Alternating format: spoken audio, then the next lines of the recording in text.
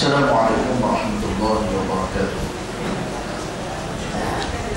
Ila hadratin nabiyina Muhammad sallallahu alaihi wasallam wa ala alihi wa sahbihi al-kiram wa ila walidina wal muallimina wa ila al-huquq alaina syarulillah wa ila al-fatiha.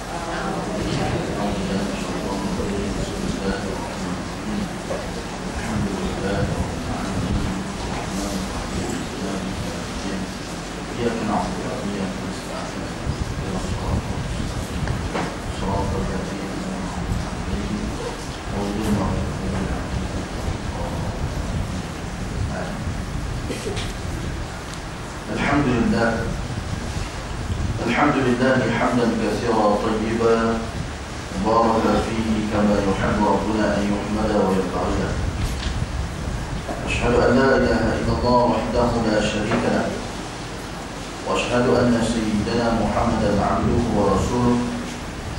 Allahumma shalli wa sallim wa barik ala sayyidina Muhammad al-Fatih lima ughliq wal khatim lima sabaq والناصر الحق بالحق والهادي إلى صراطك المستقيم صلى الله عليه وعلى آله وصحبه حق قدره ومقداره العظيم.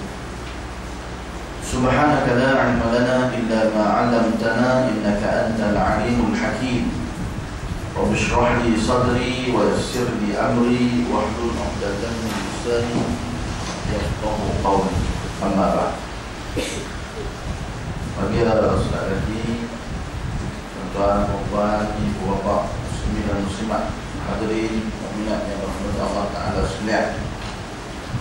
Alhamdulillah, marilah sama-sama kita menyanyikan rasa syukur kepada Allah Subhanahu wa taala yang memberikan kepada kita kekuatan dan juga peluang untuk kita bersama pada hari ini. Kita bertemu dalam satu majlis ilmu, dan majlis ilmu kita berada pada hari nuzul Al-Quran. Itu keistimewaan kuliah kita pada hari ini. Keistimewaan kuliah kita hari ini nuzul Al-Quran bersempena dengan nuzul Al-Quran itu juga nuzul matar. Turun hujan. Nuzul makna turun, matar makna hujan. Jadi hari ini nuzul Al-Quran, nuzul matar juga. Turun hujan. Jadi alhamdulillah, orang-orang dapur kira nak kira penuh juga alhamdulillah. Saya mula-mula tadi ini bersangsi lah. Pasal apa? Ada kuliah dan tak ada kuliah. Saya untuk istikharah antara nak meneruskan kembali tidur ataupun nak bersiap. Nak tidur atau nak bersiap? Nak tidur atau nak bersiap? Telefon ni dah bunyi berapa kali ya? Siapa amat Ustaz lagi tak berdiri. Ada kuliah kata ni. Tahu saya ambil keputusan kena main. Rasanya ada kuliah tak nak apa ni. Kita pun serika-serika baju warna. Tuntut hantar ke sini. Baca-baca, Assalamualaikum Ustaz, maaf kataan dalam handset tu. Ustaz lagi tulis tu, maaf Ustaz. Oh alhamdulillah tak ada kuliah. Dia nak tengok, lupa nak beritahu Ustaz. Hari ni kuliah macam misal apa no? Ada juga. Maknanya ada kuliah juga. Tapi alhamdulillah tuan-tuan. Lewatlah sini. Bukan apa tengok, bukan lewat pasal pulang amat. Tak. Tadi jalan dekat apa nama depan Taman Sempadan tu ada aksiden bukan apa tau. Jadi saya pun tengok lama kan. Jadi dia patah balik masuk taman tu, keluar balik ikut petang pasal. Tak tahu aksiden apa dia tahu. Jalan-jalan dulu dekat-dekat Taman Sempadan. Jadi kita patah balik. Semua pun pakai kereta ada lagi lambat. Baik. Saya dah duduk di taman ilmu.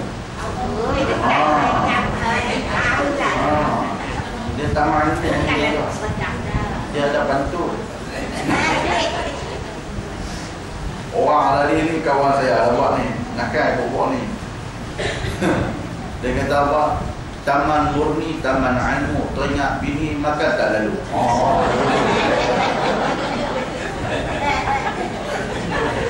Nakal tu, betul tu nakal. Ingat, pasal awal dia kata esok Ustaz kena guna betul ni, pasal apa? Pasal esok nak kena pergi Ustaz balik. kawan buat kawan pun ni tu nak pergi musyawarah balik esok ni. Jadi kena ingat selalu betul ni. Nak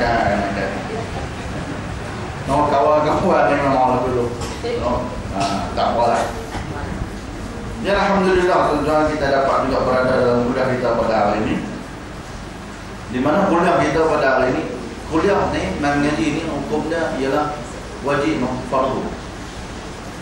Jadi bila kita duduk dalam bulan Ramadan, setiap kefarduan itu Allah akan gandakan sebanyak 70 kali ganda. Satu benda yang fardu Allah ganda 70 kali ganda. Maknanya kehadiran kita main kuliah pada hari ini ialah bersamaan dengan 70 kali kuliah. Jadi makna lepas ni saya boleh cuti 70 kali. Itu pun nak kaya tu.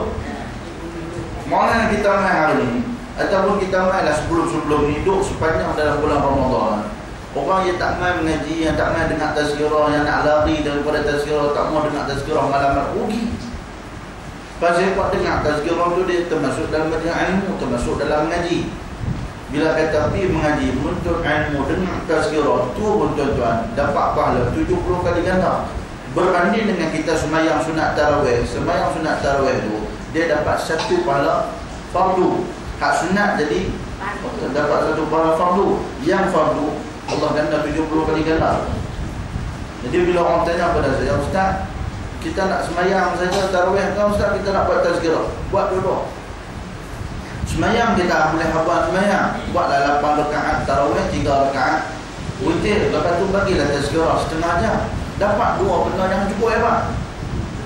8 rakaat tambah 3 jadi 11. 11 darab dengan fardu, maknanya 11 kefarduan kita dapat. Kemudian pula 11 fardu, kemudian kita dengar pula tazkirah, dengar pula kuliah. Kuliah tu mengaji tu kemudian fardu.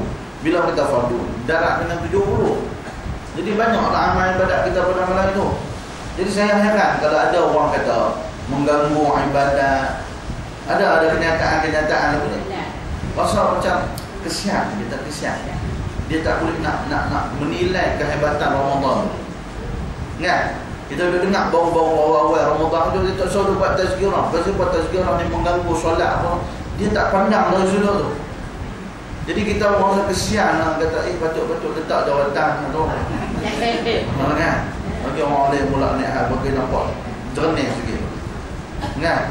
Sebab kita ni bila dipengaruhi terpengaruh dengan apa nama ideologi kita terlalu kuat sangat, dia jadi sampai tahap tu dia tak boleh nak buka mata, dia tak boleh buka minda.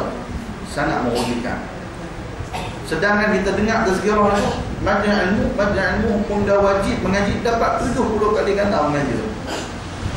Bayangkan kalau kita surau, kita masjid, kita buat tazkirah tiap-tiap malam, darab tengok tuan-tuan 70 kali ganda, darabnya 30 malam, bertahun 29 malam. Balik rumah buat rambut tiap. Kan? Berapa banyak dah pahala kefarduan yang kita dapat hasil daripada menuntut ilmu saja. Ni kehebatan kita menuntut ilmu dalam bulan Ramadan. No? Bahkan ada satu hadis Nabi SAW sebut tuan-tuan. Walaupun hadis ni saya tak pasti apakah martabat dia. Tapi saya pernah dengar hadis ni tuan-tuan. Hadis ni tuan-tuan Nabi sebut, dikatakan bahawa Nabi sebut, tu kena guna dulu no. Ruwiyah dikatakan. No? Kalau kita mengaji dalam kitab penawar bagi hati tu, dia akan tulis bawah tu tak diketahui asalnya. Jadi bila tak diketahui asalnya hadis tersebut, kita tak boleh kata qala Nabi, atau kita tak boleh kata Nabi bersabda. Kita kena kata diriwayatkan bahawa Nabi bersabda. Kita tak boleh kata hak ni Nabi bersabda. Dia kena kata diriwayatkan. Ruya bina al-majhul. Siapa riwayat tak tahu, tapi ada riwayat. Barangkali ada riwayat tapi tak jumpa siapa yang merawikan. Hadis, ada satu hadis tuan-tuan, Nabi SAW sebut, siapa yang mai menuntut ilmu pada bulan Ramadan, setiap satu langkah yang dia mai menuntut ilmu, satu langkah dia mai menuntut ilmu tu, Allah akan hapuskan 10 kejahatan. Dan Allah akan beri kepada dia 10 pahala, dan Allah akan angkat darjat dia 10 darjat. Berapa langkah? 1 langkah. Satu langkah mai menuntut ilmu pada bulan Ramadan. Setiap langkah, satu langkah itu Allah akan hapuskan dosa 10 dosa. Dosa-dosa kecil lah. Kemudian Allah akan beri kepada kita 10 pahala, dan Allah angkat darjat kita 10 darjat. Satu langkah. Kalau kita nak main pada rumah, main ke sini berapa langkah? Habis tu ustaz, kalau kami naik kereta, naik motor macam mana? Dia ikut celah pusingan tayar lah kan? Dia ikut pusingan tayar lah tu. Jadi tak tahu Jazalul bimbang tu. Tu accountant dengan Allah Ta'ala nanti ada lah. Malaikat roket atik dia pandai lah. Dia kerti dah nak kira lumah. Kan? Kita ni pakai terima saja suara. Jadi tuan-tuan, maknanya apa? Bulan Ramadan ni bulan tempat kita nak menyemai satu kebaikan yang cukup banyak untuk kita dapat hasil yang cukup besar di sisi Allah Subhanahu Wa Ta'ala di akhirat esok. Masa bulan Ramadan ni adalah satu rahmat Allah kepada umat Nabi Muhammad. Umat Nabi ni tak dapat Ramadan. Umat Nabi ni dia tak dapat ni kehebatan, kemuliaan Ramadan, tak dapat. Yang dapat kehebatan, kemuliaan Ramadan ni kita umat Nabi Muhammad sallallahu alaihi wasallam. Memang Allah jadikan bulan Ramadan ni khusus kepada umat Nabi Muhammad, keistimewaan dia. Antara lain apa dia tuan-tuan? Sebab Allah Ta'ala nak cover balik kita ni umur yang sangat pendek. Umur kita yang sangat-sangat pendek ni tuan-tuan, Allah cover balik dengan Allah berikan ni ganjaran yang sangat berlipat kali ganda.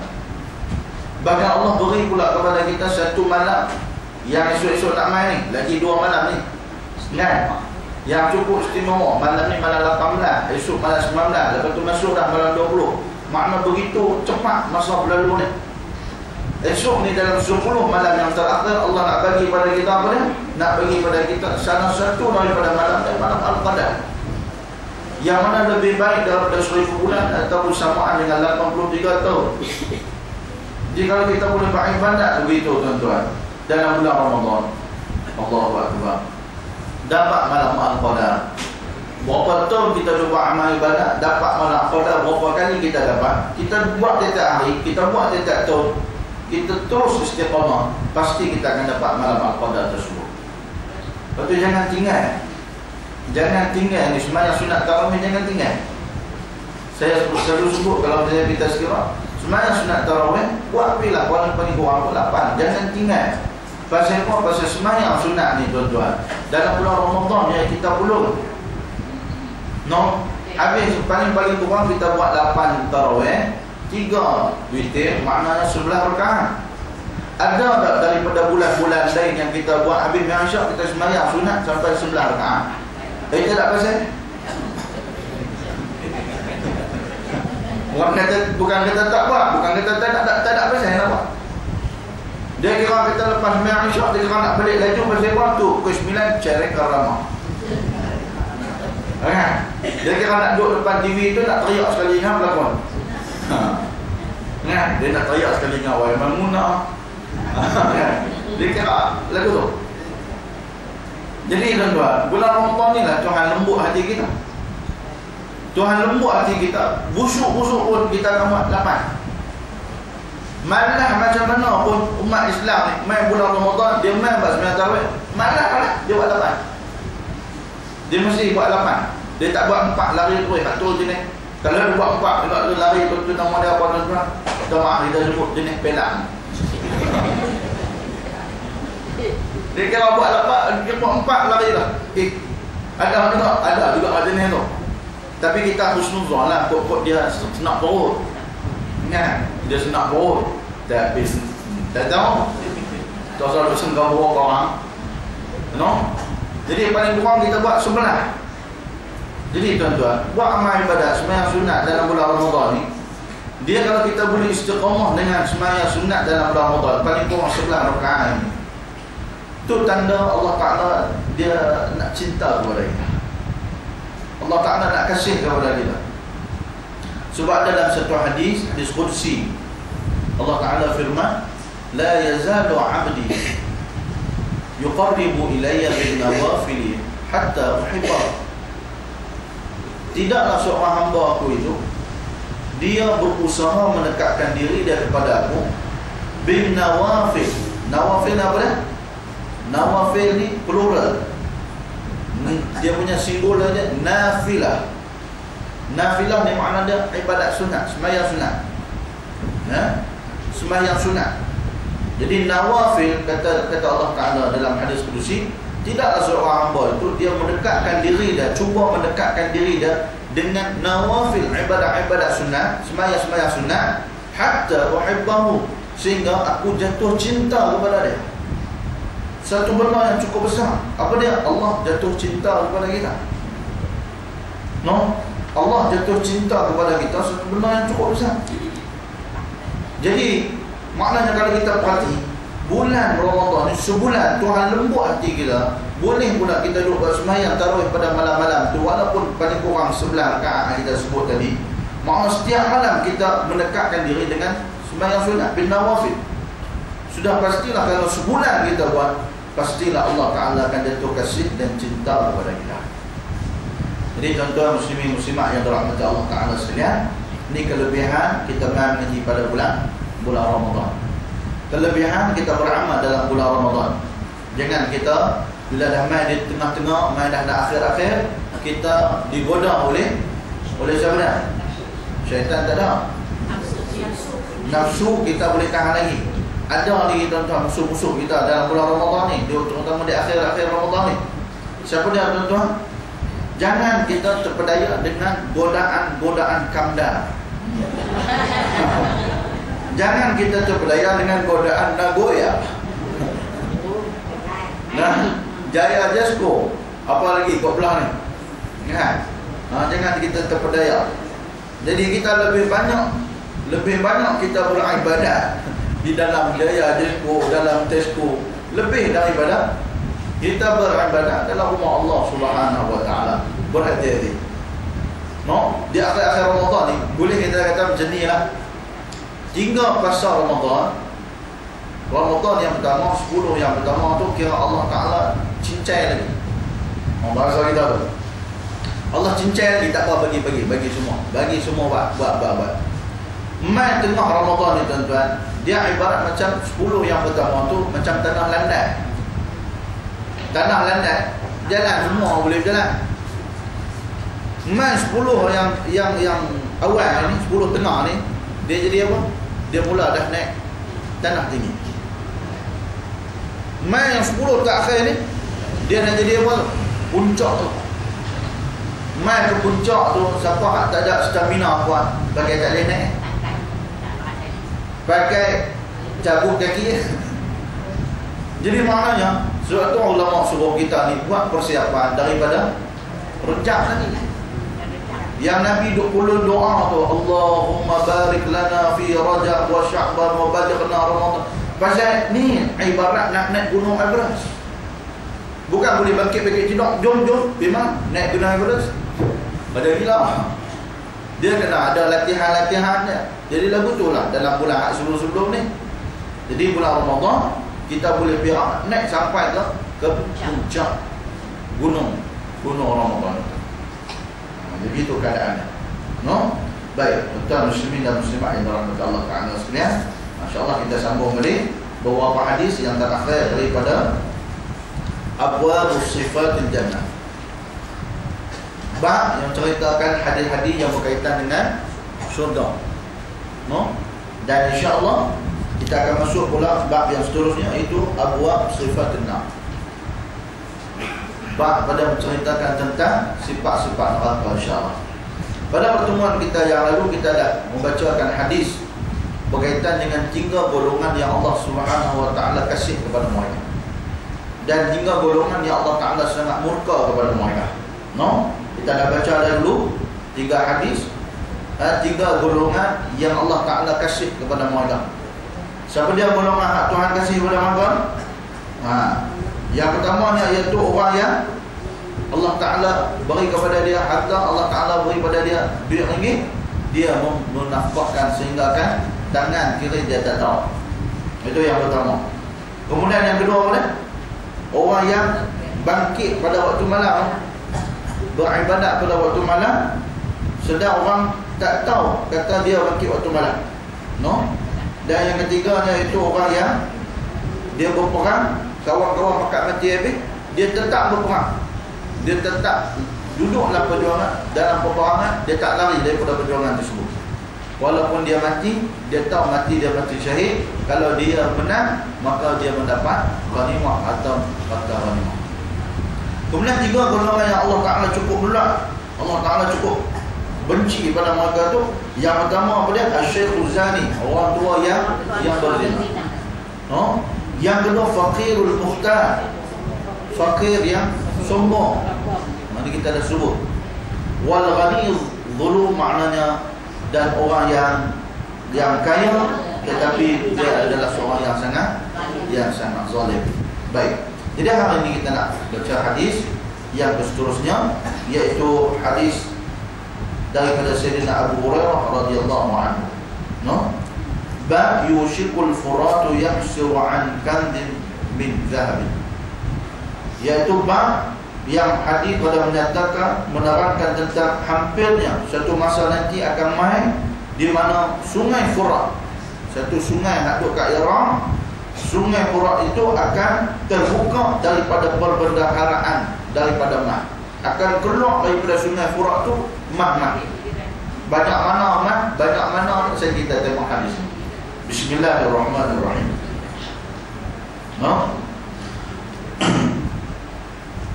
Ketahuilah kiranya ya saudara, adalah Furat nama satu sungai dalam negeri Iraq.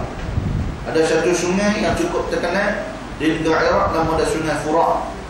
Ada beberapa sungai. Ada satu hadis tuan Nabi sebut ada 4 sungai yang dikatakan sungai itu asal daripada syurga. Saya tak ingat nama dia. Salah satu daripada 4 sungai itu, salah satunya ialah sungai Nil. Sungai Nil.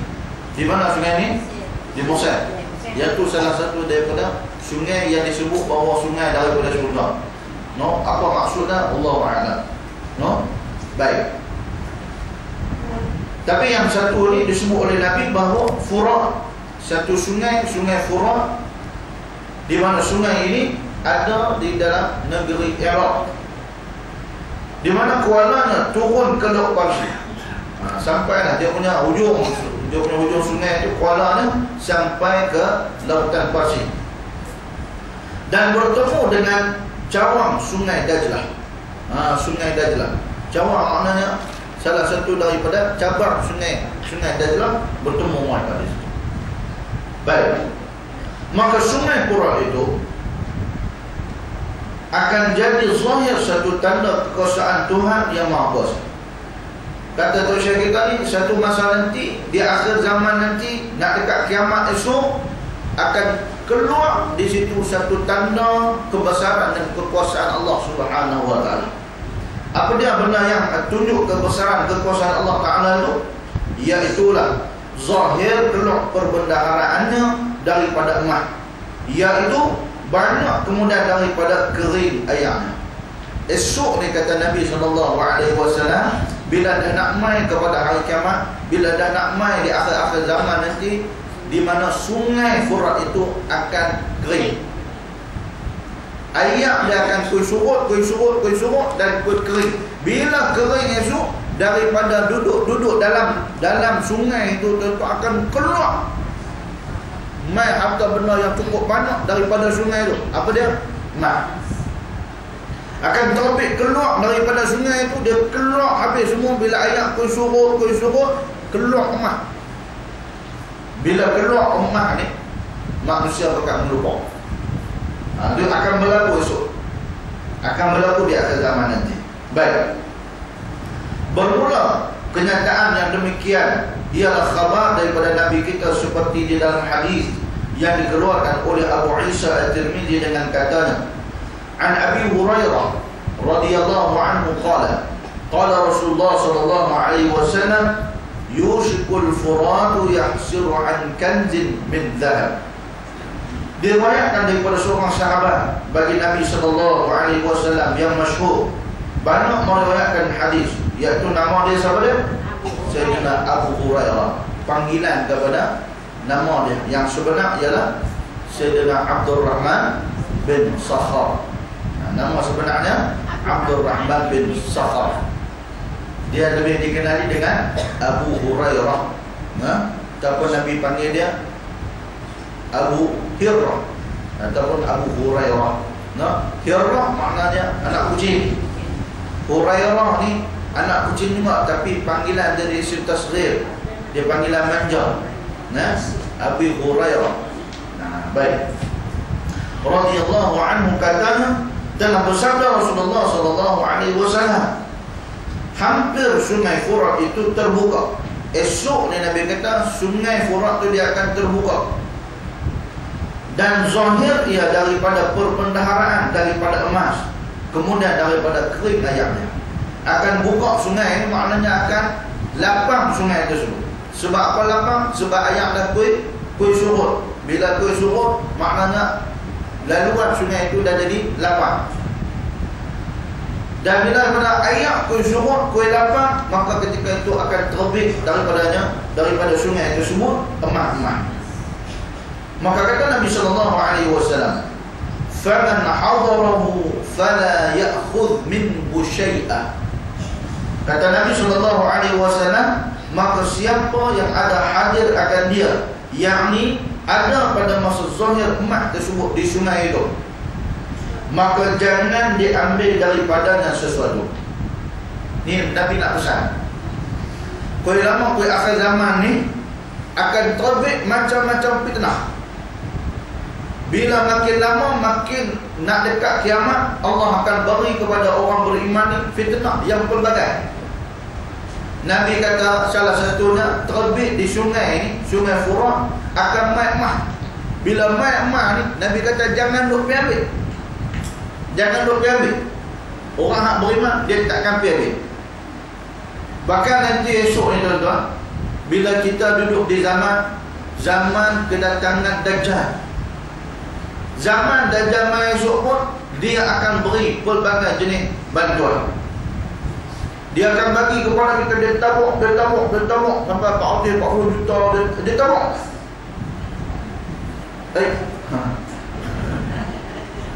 Dia tabuk ni Dajjal ni. Esok-esok ni dia bagi hak tu, dia bagi hak ni, dia bagi hak tu, dia bagi hak ni. Pada ketika itu tuan-tuan, di akhir zaman nanti bila Dajjal mai, pada ketika itu masa tu makanan tak ada. Masa tu makanan tak ada, minuman tak ada. Jadi kata ulama, siapa yang pi majlis Dajjal pada ketika itu, esok dia buat syuaibuh. Ni Dajjal akan buat esok ni, zaman esok ni Dajjal dia akan buat syuaibuh. Dia akan buat satu konsert, dia akan buat satu karnival, dia main, dia jelajah satu dunia. Kecuali Mekah, Madinah dia tak boleh masuk. Tempat lain masa tu kebulok, masa tu makanan tak ada dan sebagainya. Bila mai keadaan lagu tu, kata ulama, Dajjal dan tentera-tentera dia akan pi ke semua tempat, termasuk Parit Jambu. Ingat tahu? Tak tahu tamak dia nak buat, tapi esok dia mai. Dia akan mai. Bila dia mai esok ni, kata ulama, siapa yang pi menghadiri majlis dia, pi ambil makanan ada kat majlis dia, bukan pi sokong pun, dah pi ambil makan saja, pasal lapar. Kata ulama, siapa hak pi ambil makanan dia, murtad ketika itu. Hukumnya murtad. Maka kata ulama, sehingga ibu bapa nak jaga iman anak-anak, takut pi makan, terpaksa ikat anak-anak di tiang. Ini ulama sebut. Taktik Dajjal nak buat ni dah praktik lah. Kan? Jadi siapa dia yang pada, tapi tak murtad lah. Lagi kata murtad pula. Dah. Hak Dajjal esok, siapa pergi murtad? Dah, saya nak pergi makan ni, bukan saya pergi sokong apa-apa. Hak ni yang ulama kata murtad ketika itu. Maka ketika itu kena jaga sampai terpaksa ikat anak di tiang, tak pergi anak pergi. Jadi makna apa tuan-tuan? Masa tu di akhir zaman nanti ni, ni pun salah satu bertanda akhir zaman. Kering ayam terbit harta, Nabi kata jangan ambil. Lagu tu lah esok Dajjal mabut. Jangan nak pergi sokong dia, jangan nak pergi ambil makan daripada Dajjal. Biar mati tak apa. Tapi tak mati tuan-tuan, sebab Nabi dah ajar pada ketika itu, siapa dia yang lapar di kalangan orang beriman, hendaklah dia baca suratul Ikhlas. Dia baca surah Al-Ikhlas, qul huwallah, dia akan kenyang. Boleh ke baca surah qul hu ni kenyang? Kerja Allah Taala. Hak kita duk makan tu pun wasilah saja sebenarnya. Hak bagi kenyang Allah Taala. No. Jadi orang mukmin pada ketika itu dia akan baca qul hu, dia baca qul huwallahu ahad, baca suratul Ikhlas, Allah akan kenyangkannya. Jadi masa tu dia jadi tak sabut kalau nak pi program dan sebagainya, dia tak perlu dah. Sebab ulama kata kalau pi jatuh murtad. Muslimin dan muslimat yang dirahmati Allah Taala sekalian.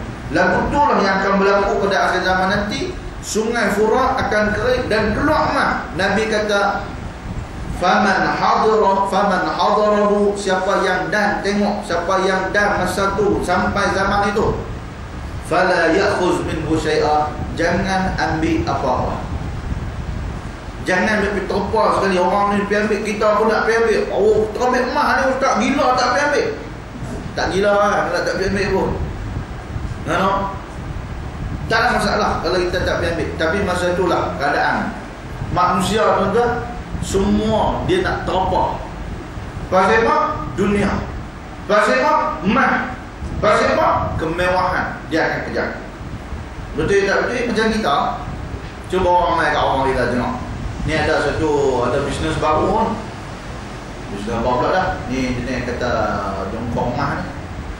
Oh tu kan? Dia macam mana kira? Nampak tu? Macam mana kira? Dia kau minat tu? Dia kena melabok ni, kena tok duit lah sikit kata. Oh tu kan? Banyak mana? Tak banyak mana, dia dalam 25 ribu. Oh 25 ribu banyak apa kan? Dia ada cak alim pun. Nampak? Dengar? Kok pulang mana pun dia nak masuk juga. Nah, dia nak masuk juga kita. Dia nak buat juga. Dia nak ikut juga. Pasal apa? Manusia dia cenderung kepada nak kepada harta benda dunia. Nah, jadi itu keadaan di akhir zaman ni. Orang akan pergi berebut nak ambil emas daripada sungai Furat tersebut. Tapi ada akibat dia. Ada akibat dia. Bukan semua orang yang pergi ambil boleh selamat. Tak. Cuba tengok sambungan hadis itu. Kerana barang siapa mendekatinya pasti jadi berbunuh-bunuhan dengan sebabnya. Itu kesannya. Siapa yang pergi nak ambil mesti berlaku pembunuhan. No? Hari ni berlaku tak pembunuhan? Hari ni berlaku pembunuhan. Sebab apa? Sebab harta benda. Berlaku lah. No? Hari ni sebab harta benda berlaku pembunuhan. Barangkali orang ni meninggal lebih dan sebagainya, dia ni untung dan sebagainya, jadi kawan ni tak puas hati apa semua. Last sekali hari ni mudah tuan-tuan, bayar 500 tembak. Hari ni punya trend tuan-tuan, hari ni punya trend mudah. Kalau rasa tak puas hati, ada 500 tak? Ada, tolong pergi bagi dekat geng pembunuh ni, dia akan main. Dia tembak tu jenis tak bunyi. Berhenti kat tepi light mana-mana, dia tembak pam. Habis cerita, bayar ada 500 satu nyawa. Allahu Akbar. No? Dulu sebelum puasa tu cikgu PKM di Kelantan. Baru ni cikgu di mana tu? Belah Penang ni kan?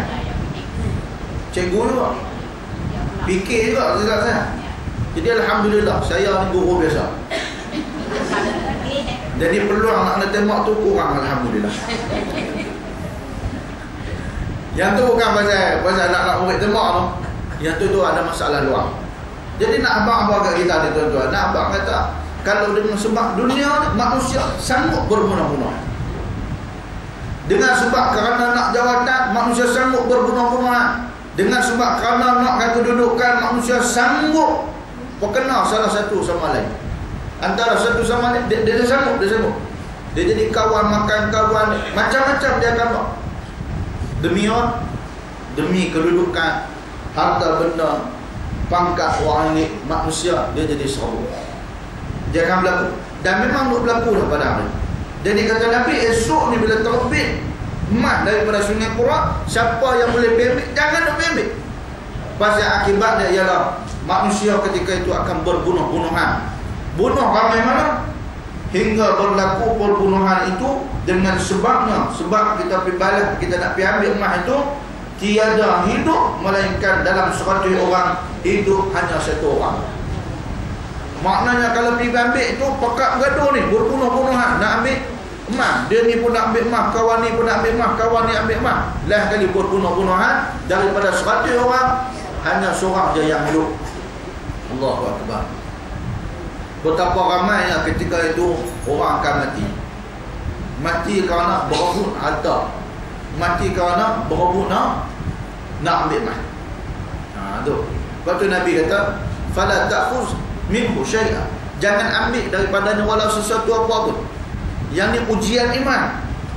Sebagaimana kisah tentera Jalut, nak uji macam mana, pergi kepada sungai. Kalau jumpa sungai, jangan minum air kecuali ambil sikit-sikit minum air. Siapa yang dengan dahaga dia, dengan panas dia, dengan perjalanan yang jauh, tiba-tiba jumpa sungai, siapa hak pergi terjun, pergi mandi, pergi minum banyak-banyak, yang ni tentera-tentera lagu ni reject, ditolak. Hanya orang hak betul-betul kuat saja yang boleh ambil air minum sikit, kemudian dia keluar, dia pergi berapa balik. Hak ni saja yang boleh pergi berapa. Ujian Allah Subhanahu Wa Taala. Ujian. Jadi dalam kehidupan sentiasa ada ujian. Begitulah di akhir zaman nanti, Nabi kata akan berlaku perbunuhan sehingga 100 orang hanya seorang saja yang hidup. Pasal apa? Berebut harta benar. Jadi sebab tu kita ni tuan-tuan, apa nak yang jenis berharta ni, ni hadut depan yang semua kaya-kaya ni. Ramai hak duit banyak, apa rumah banyak, tanah banyak, apa semua ni. Dia kalau bagi kat anak-anak, bagi kat anak-anak, hak jenis anak-anak, hak jenis jaga harta benda, tak apa. Tapi kalau esok bila kita tak ada, mai waris kat anak-anak, anak-anak pula jenis bukan duduk sini, jenis duduk Raya Mata, KL lah, apa semua ni. Dia akan buat apa? Dia jual. Jadi maknanya, dia sebenarnya harta yang kita duk ada ni, dia tak jadi milik kita. Kita tak dapat manfaat daripada dia lama. Jadi nak bagi jadi lama ni macam mana manfaatnya? Wakaf. Hang kalau hang nak harta mak, hang nak harta apa, hang cari duit. Hang kata gaduh nak cari harta aku. Kalau nak aku tinggal setengah. Hak setengah lagi aku nak wakaf. Kita wakaf harta benda kita tuan-tuan. Selama mana harta benda tu ada, selama mana tanah kita tu ada, selama mana tu tempat tanah kita duk buat, orang pula duk buat kuliah kan, duk buat kelas tahfiz ke apa kan tuan-tuan. Allahu Akbar. Selama mana tu ada hak tu, selama tu lah kita akan dapat pahala. Yang tu baru betul jadi hak milik kita. Ada pun kita tinggal banyak-banyak harta kita ni, tak dapat ke anak pula duk bedak-bedak dapat seorang sikit, hak sikit tu pula dia pergi jual pula. Pasal dia berkata, bukan aku nak 2 ribu.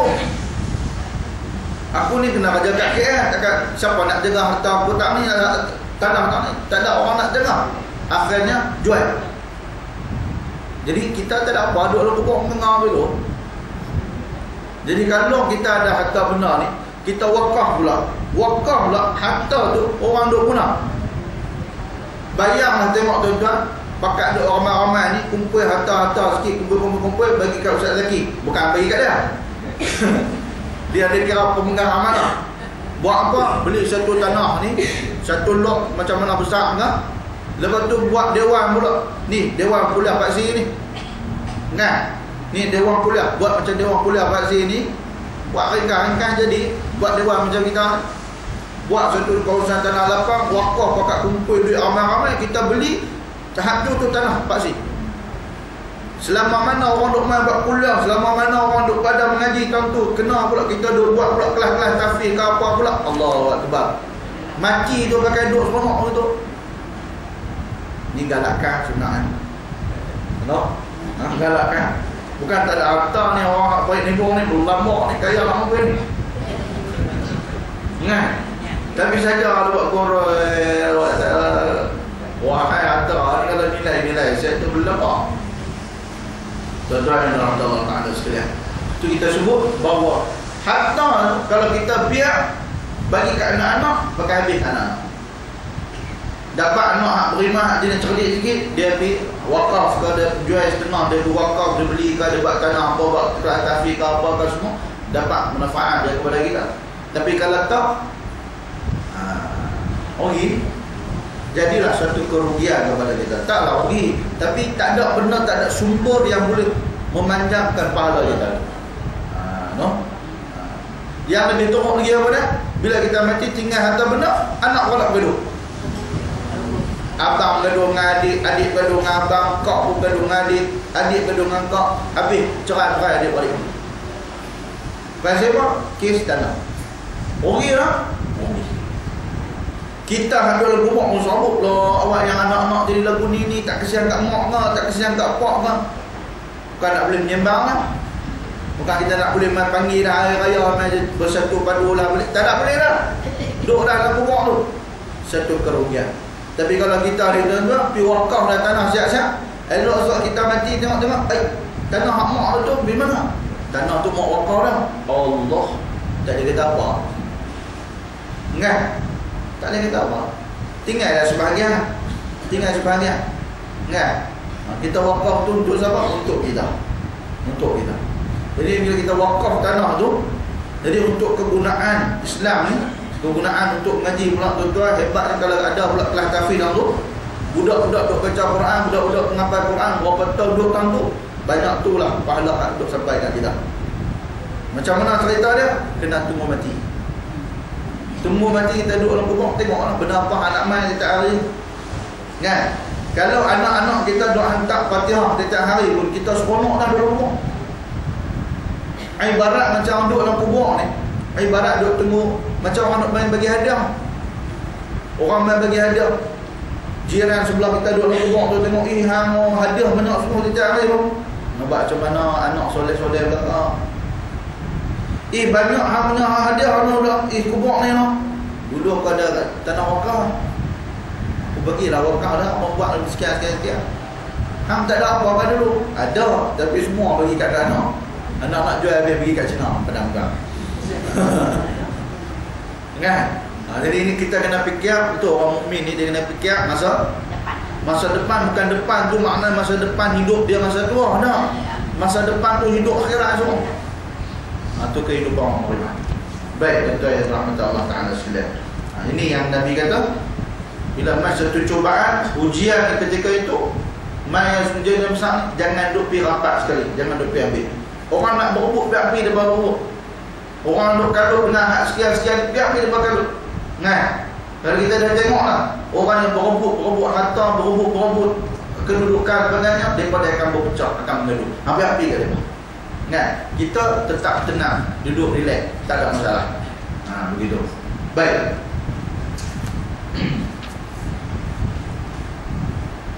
Kita sambung seterusnya. Bab ma jaa fi sifati anharil jannah. Bab yang datang pada menceritakan bagaimana rupa sungai-sungai di dalam syurga. Bab yang telah datang ia pada menyatakan hadis yang membicarakan rupa sungai-sungai dalam syurga. Ketahuilah kiranya ya saudara, di dalam syurga itu ada macam-macam sungai. Ada sungai bagi air. Ada sungai ini dalam syurga, ada sungai air. Dan ada sungai bagi madu. Madu duduk dalam sungai. Jadi sungai itu sungai madu. Tak boleh bayar. Nak pergi tuang, nak pergi cari madu, nak pergi buat sungai, tak ada masalah. Baik. Dan ada sungai bagi susu, dan ada sungai bagi arak. Dan macam-macam sungai itu cukup dengan nama yang tersebut. Setiap sungai itu dia ada nama-nama dia. Sungai arak dia ada nama-nama dia. Sungai apa dia? Sungai susu ada nama-nama dia. Ada sungai susu apa? Susu Dash Lady. Susu apa dah? Cap apa semua ada. Susu esok ni. Baik. Maka nama yang tersebut itu serupa dengan nama di dalam dunia. Nama sungai itu serupa dengan apa nama di dunia. Katalah nama tu sungai susu. Susu tu sama tak dengan susu dunia? Nama tu sama. Kan? Susu tu kita tahu dia susu lah, warna putih. Jadi kita tahu ni susu. Jadi nama serupa. Tetapi sama tak isi kandungan tak sama. Ini dia nak abang tu. Dia sama nama, serupa nama di dunia, tetapi rasanya lazat. Tidak siapa tahukan lazatnya melainkan Allah. Allah jatuh lazat susu dalam syurga macam mana, lazat arak dalam syurga macam mana, tak tahu. Dia tak pakai nak abang. Nak rasa, kena masuk syurga dulu. Duduk dalam syurga tu ada. Kita akan jumpa sungai-sungai yang demikian. Baik. Tidaklah boleh kita bandingkan dengan yang di dunia. Apabila dikata ayak itu, maka rasanya seperti ayak dalam dunia. Kita kata susu, kita boleh rasa susu kat dunia, tapi tak sama. Tak boleh nak banding dengan susu yang ada kat dunia. No, sebab susu, sebab arak, sebab madu, sebab ayak tawar yang ada di akhirat itu pun sudah berbeza, yang sangat beza. Cuma nama saja sama, tapi hakikat dia tak sama. Hakikat dia tak serupa, tak sama. Nama saja serupa. Baik.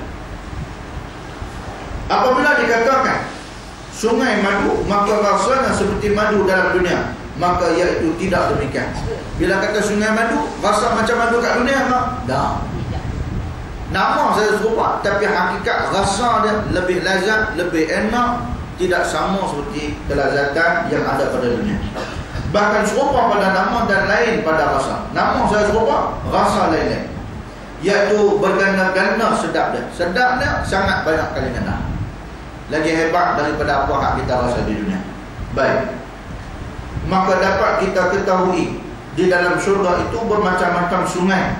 Ialah khabar daripada Nabi kita sebagai yang tersebut di dalam hadis yang dikeluarkan oleh Abu Isa At-Tirmizi dengan katanya, an Muawiyah An-Numairi radhiyallahu anhu an Nabi sallallahu alaihi wasallam qala inna fil jannati bahral ma' wa bahral 'asal wa bahral laban wa bahral khamar thumma tashaqqaqul anharu ba'du.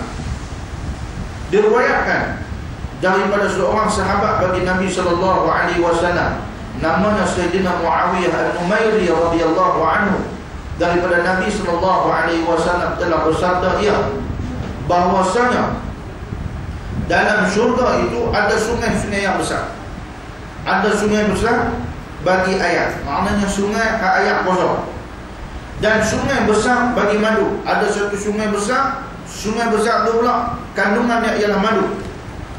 Dan ada sungai besar bagi susu, dan sungai besar bagi arak.